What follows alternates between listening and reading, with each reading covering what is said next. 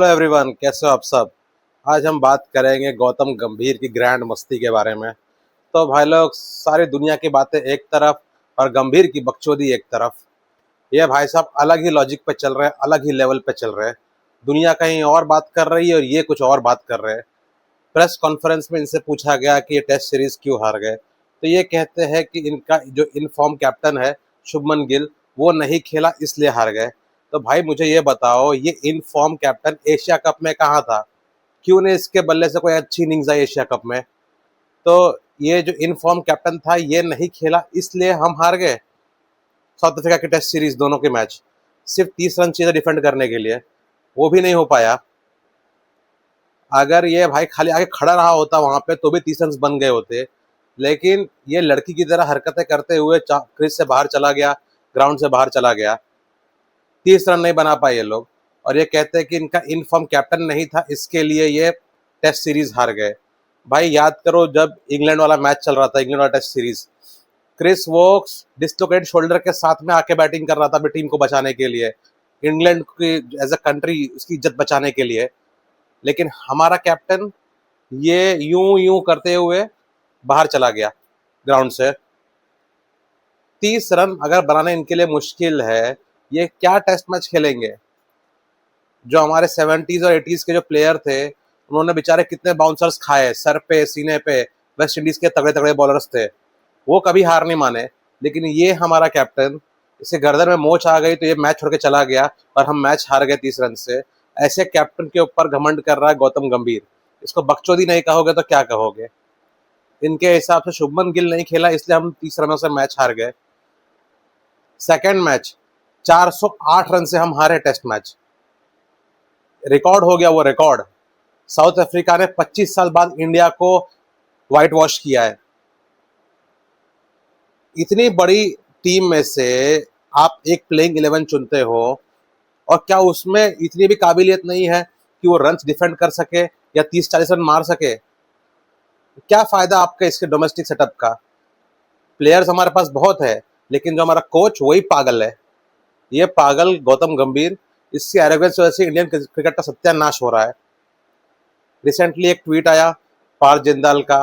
पार्थ भाई साहब ने कहा, जैसे हम जो पैशनेट फॉलोअर्स है क्रिकेट के, जिस तरह हमको तकलीफ हो रही है उसी तरह उनको भी तकलीफ हुई। उन्होंने अपनी तकलीफ को ट्वीट किया और किसी को उन्होंने कुछ उल्टा पुल्टा नहीं बोला, एकदम प्रोफेशनल तरीके में उन्होंने अपनी बात रखी ट्विटर पे। अब उस ट्वीट से भी गौतम गंभीर को मिर्ची लग गई कि लोगों को अपने बिजनेस के बारे में ध्यान देना चाहिए, क्रिकेट के बारे में ओपिनियन नहीं देने चाहिए। भाई ये क्या बात हुई? क्रिकेट सिर्फ आपका नहीं है, क्रिकेट सिर्फ कोच और बीसीसीआई का नहीं है, क्रिकेट पूरे 150 करोड़ इंडियंस का है। ये हमारा पैशन है, हम इसको फॉलो करते हैं, हम देखते हैं, तभी आपको स्पॉन्सरशिप मिलती है। आपको स्पॉन्सरशिप मिलती है तभी आपका घर चलता है। तो ऐसी बकवास आप प्लीज़ किया मत करो। ये जो बकवास आप कर रहे हो कि लोगों को अपने काम से काम रखना चाहिए, लोग अगर अपने काम से काम रखेंगे और मैचेस देखना बंद कर देंगे ना, तो तुम रोड पे आ जाओगे, वापस तुम चले जाओगे बीजेपी में क्रिकेट छोड़ के। तो गौतम गंभीर प्लीज सब बकचोदी करना बंद करो, अपने काम पे ध्यान दो। जिन प्लेयर्स को तुम सिलेक्ट कर रहे हो ना, वो 350 रन भी डिफेंड नहीं कर पाए। ये तुम्हारी बॉलिंग लाइनअप है, ये तुम्हारा सिलेक्शन है। तुम क्या कोचिंग कर रहे हो? बस तुम एक बॉलर को उसको गाइड नहीं कर पा रहे हो कि उसको किस लाइन लेवल पे बॉल कर रहा है। प्रसिद्ध कृष्णा और हर्षित राणा, इन दोनों की बॉलिंग इतनी खराब थी कि बैट्समैन से ज्यादा रन इन्होंने मार दिए सेकेंड ओडीआई में। आपकी इज्जत बची सिर्फ रोहित और कोहली की वजह से। अगर रोहित और कोहली परफॉर्म नहीं करते तो आपका वनडे मैचेस भी गए थे। आपको थोड़ी भी शर्म नहीं आ रही है? आप क्रेडिट लेने जा रहे हो कि आपने ओडीआई सीरीज जिताई। आपकी ओडीआई सीरीज सिर्फ और सिर्फ रोहित और कोहली की वजह से जीती है। कोहली की सेंचुरीज और रोहित का स्टार्ट, ये दो चीज आपको मिली, इसीलिए हम ये ओडीआई सीरीज जीते। बाकी बॉलर्स ने तो भाई बंटा धार कर दिया था। बॉलर्स ने जो वाट लगाई है, वो 350 रन 358 रन डिफेंड नहीं कर पाए हमारे बॉलर्स।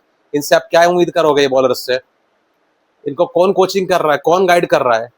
ये आपका काम है जो आप नहीं कर पा रहे हो, और इसीलिए ये हाल है हमारे इंडियन क्रिकेट का इस समय। घर में हम व्हाइट वॉश हो रहे हैं। पहले न्यूजीलैंड ने व्हाइट वॉश किया, अब साउथ अफ्रीका ने व्हाइट वॉश किया। थोड़ी भी शर्म आ रही तो रिजाइन कर दो अपने पोस्ट से। हमेशा आपको हर चीज से प्रॉब्लम है।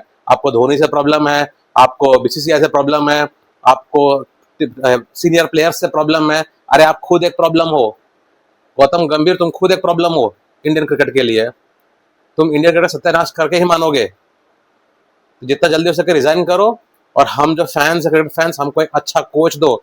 हमें एक अच्छा कोच देखना है, हमें एक अच्छा सिलेक्टर देखना है, हमें एक अच्छी इंडियन टीम देखनी है, जैसे पहले हुआ करती थी रोहित और कोहली के टाइम पे, जिससे लोग डरते थे। आज तो हम घर में व्हाइट वॉश हो जा रहे हैं टेस्ट सीरीज में। पाकिस्तान ने भी लेवल किया था सीरीज साउथ अफ्रीका के सामने 1-1 से, लेकिन हम 2-0 हो गए। ये सिर्फ गौतम गंभीर की गलती है, सिर्फ और सिर्फ गौतम गंभीर की। खराब टीम सिलेक्शन, खराब गाइडेंस, खराब मैनेजमेंट। हमारे प्लेयर्स अच्छे हैं, लेकिन उनको कोई सही गाइडेंस करवाना नहीं है। आप किसको सपोर्ट कर रहे हो? हर्षित राणा और शुभमन गिल से प्लेयर्स को, जो जो टाइम पे कभी परफॉर्म नहीं करते। अगर हर्षित राणा में इतना पोटेंशियल था तो उस दिन 359 रन डिफेंड होने चाहिए थे। 10 ओवर्स में बंदे ने 80-90 रन दिए। तुम इन लोगों को सपोर्ट कर रहे हो।